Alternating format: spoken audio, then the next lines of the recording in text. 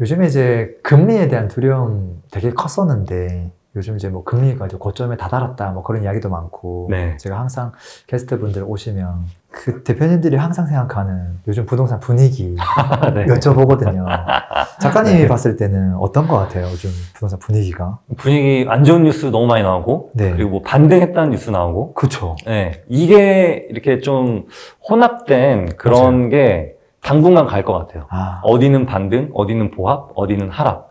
이게 좀 유지될 것 같은데, 일단 더 하락할 것인지, 더 네. 상승할 것인지 네. 볼 때 어떤 제가 보는 지표가 있거든요. 아, 그건 네. 바로 실업률입니다. 네. 네, 실업률은 우리의 소득과도 연관돼 있고, 그리고 유동성과도 연관돼 있어요. 네. 그래서 그 실업률이 과연 올라가냐 내려가냐 이게 굉장히 중요한데, 네. 실제로도 IMF 때도 실업률이 굉장히 높았고 음. 그때 많이 떨어졌듯이 지금도 IMF 때만큼 과연 실업률이 생길 것인가, 네. 아니면은 그냥 잠깐의 그 어떤 구조조정만 있고 말 것인가, 아니면 그대로 유지될 것인가, 아니면 고용률이 오히려 더 좋아질 것인가, 이런 것들이 부동산 시장을 사실 결정하는데 큰 역할을 하거든요. 네. 예, 그래서 그런 만약에 어디서 대규모 구조조정을 한다더라 이런 얘기가 나오면은 대중들의 심리는 굳어버리기 때문에 좀 더 하락할 가능성이 크다고 봅니다. 근데 하지만 지금과 같은 분위기가 계속 유지되면 실소유자들은 좀 이렇게 다가갈 것 같아요.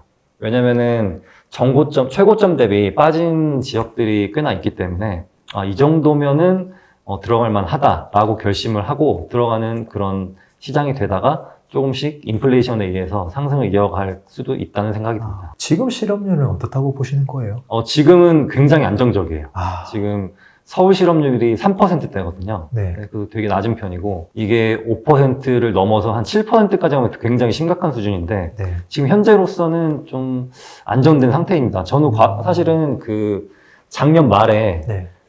막 이렇게 부동산 좀 시세가 막 쭉쭉 떨어지면서 실업률도 같이 올라갈 거라고 생각했거든요. 네, 근데 네. 그것과는 달리 실업률은 오히려 안정된 상태고, 그리고 연봉도 되게 많이 오르고 있어요.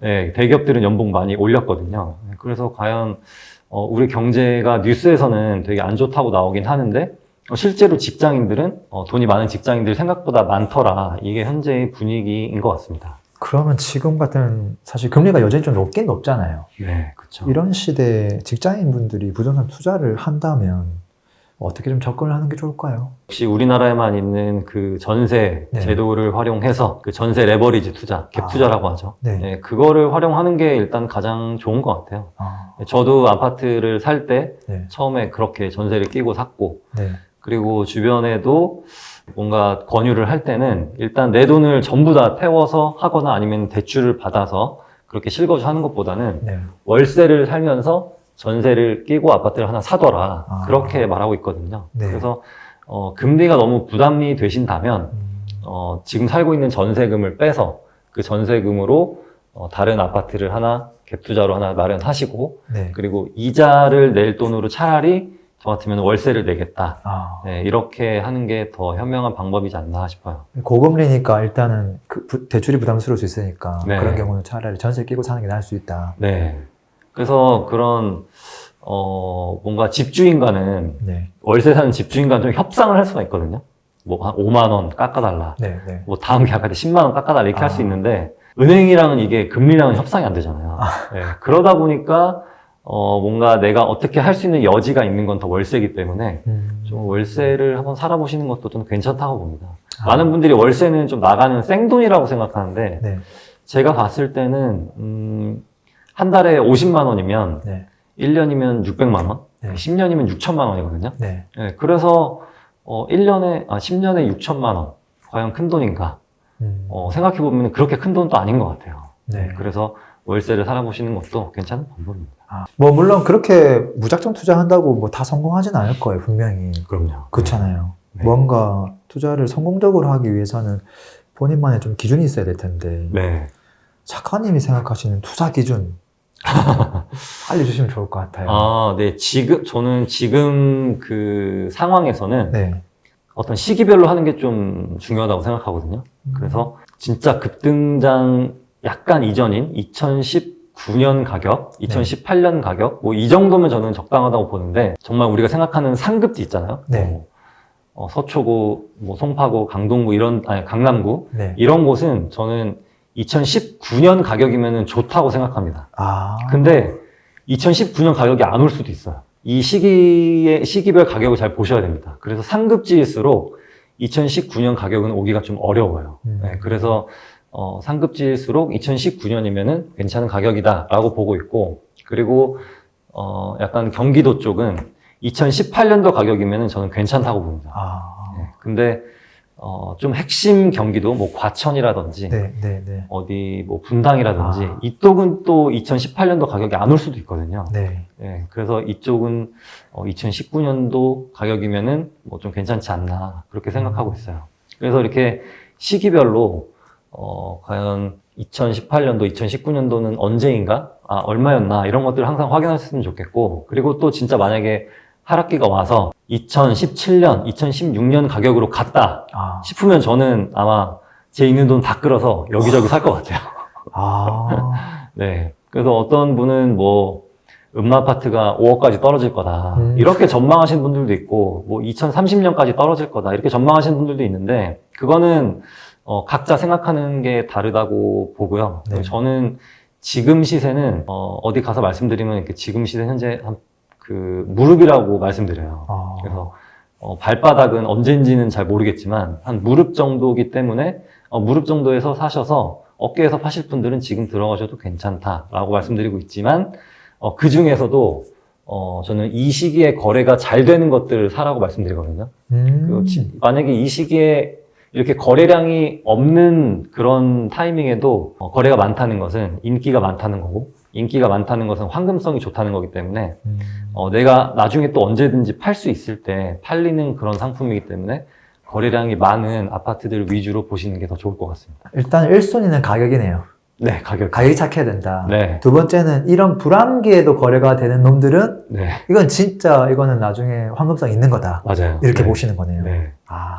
그래서 뭐 예를 들면 뭐 고덕 그라시움이라든지 네, 네. 뭐 과천의 레미안 슈르라든지 아. 뭐 어디 분당의 어떤 정자동 무슨 네. 아파트라든지 그런데 보면은 거래량이 지금 굉장히 많이 늘었거든요. 네. 그래서 그런 데는 좀 그렇게 좀 상징성 있는 아파트 그런 곳들은 뭔가 입지도 괜찮고 네. 그리고 또 많은 사람들이 들어가고 싶어 하는 곳이기 때문에 네. 그쪽에 그런 어떤 신축의 대단지들을 좀 금매를 노리시는 게 좋은 것 같아요. 왜냐면은 신축이고 대단지일수록 금매가 나올 확률이 높거든요.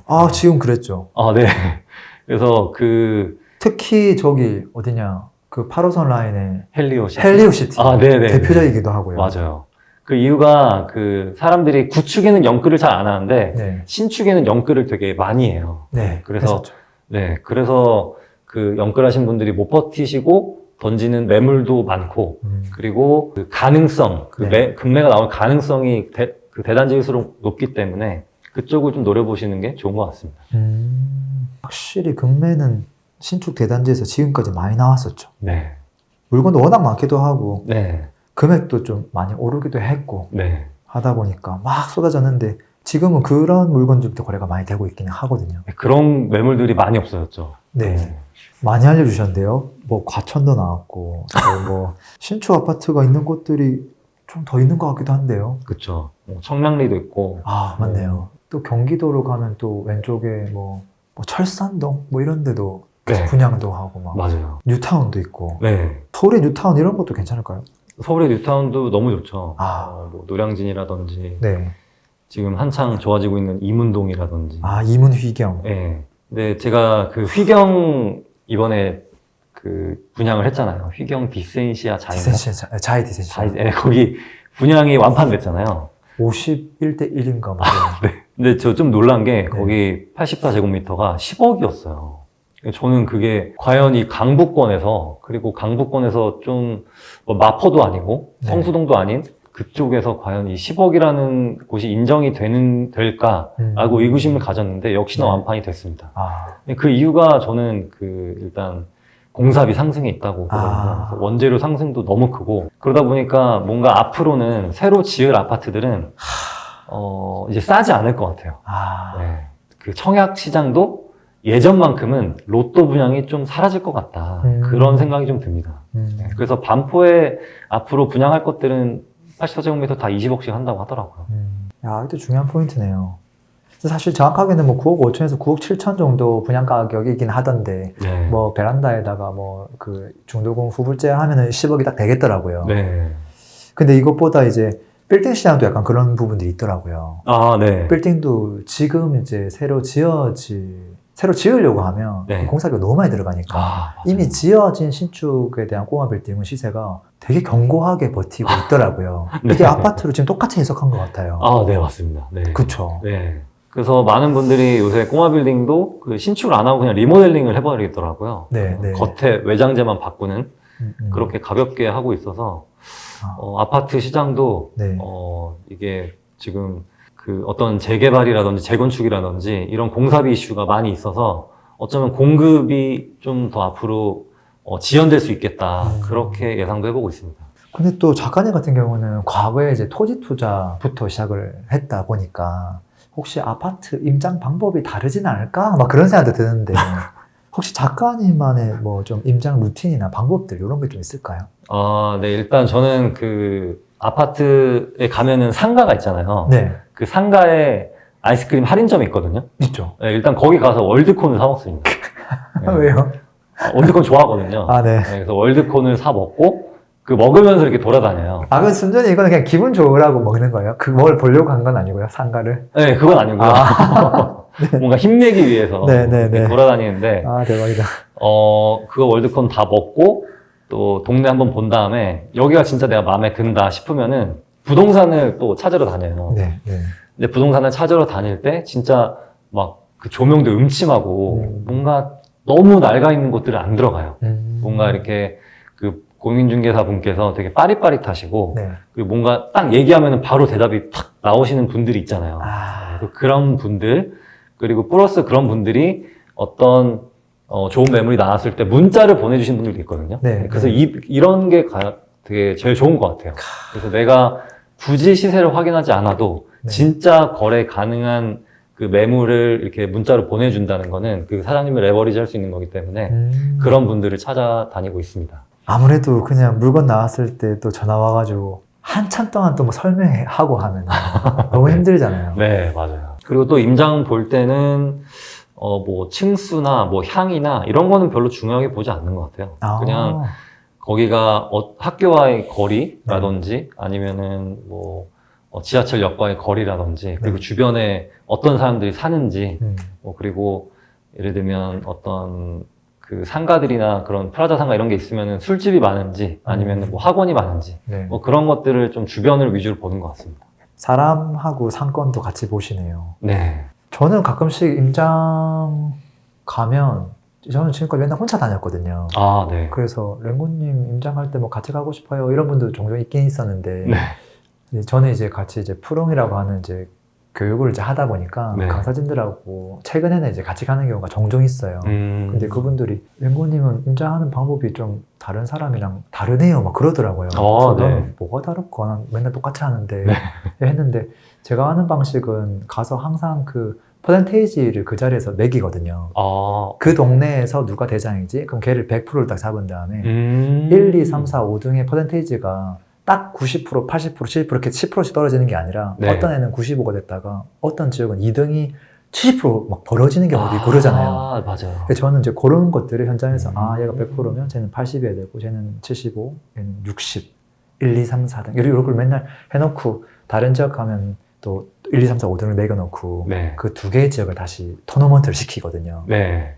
뭐 그렇게 하다 보니까 저는 그거를 시간을 많이 쓰거든요. 현장에서. 근데 물론 이제 그 1등, 2등, 3등을 가려대기 위해서 작가님이 얘기한 아까 그 어떤 사람들이 있고 어떤 상권들 이용하고 네. 그거에 의해서 다 결정되는 거긴 한데 되게 좋은 방법이네요. 아 그래요? 저도 한번 그렇게 해보도록 하겠습니다. 그래서 이게 사람들마다 방식은 다 다르다라고 저는 보거든요. 네. 뭐 네. 뭐가 맞다 이런 건 없는 것 같고. 네. 야, 근데 지금 직장을 다니고 계시잖아요. 네, 그렇죠. 직장 다니고 근데 있습니다. 사실 저희 구독자분들도 대부분 직장 다니고 있고 그렇죠. 그러면서 이제 지금 재테크를 병행하는 분들이 많거든요. 네. 이분들에게 뭐 좀 조언할 수 있는 말들이 좀 있을까요? 일단 저 같은 경우는 부동산 공부를 출퇴근하는 지하철에서 많이 했고요. 그리고 또 회사에 8시 반이 업무 시작인데 네. 회사에 6시쯤 도착해서 업무 시작 전까지 또 부동산 공부를 했어요. 아, 만약에 좀 날이 여름 같은 경우는 좀 늦은 시간까지 날이 밝으니까 임장을 그렇게 오후에 회사 끝나고 가기도 하고 그리고 주말에 어디 임장을 갈 것인가 미리 알고 가는 것과 모르고 가는 건 큰 차이가 있잖아요. 네, 그래서 미리 알고 그렇게 준비하고 가는 것도 굉장히 중요하고 그리고 또 동시에 부동산 책 같은 거 열심히 보면서 어떤 그런 기본적인 지식들은 좀 아는 게 중요한 것 같습니다. 그래서 사실 부동산 투자는 어떻게 보면은 직장인들한테 되게 최적화된 것 같아요. 주식 투자는 매일 막 4시간 봐야 되잖아요. 아, 그렇죠. 네. 아침 9시 장 열리자마자 이걸 투입해야 되는데 그게 쉽지 않고요. 네. 그래서 요즘에 저희 회사 분들이 주말이 너무 좋다는 거예요. 그 이유가 제가 물어보니까, 주식 시장이 안 열려서라고 말합니다. 아, 네. 그 말씀이구나. 네, 그래서 이 파란불을 안 봐도 돼서 너무 행복하다 이런 말을 하더라고요. 그 주식이라는 거는 너무 흐름도 빠르고 하기 때문에 진짜 내 일도 못하고 이 주식으로도 또 이렇게 제대로 또 성과도 안 나오고 이러다 보니까 저는 오히려 직장인들이 하기에는 부동산이 좀 더 좋은 것 같아요.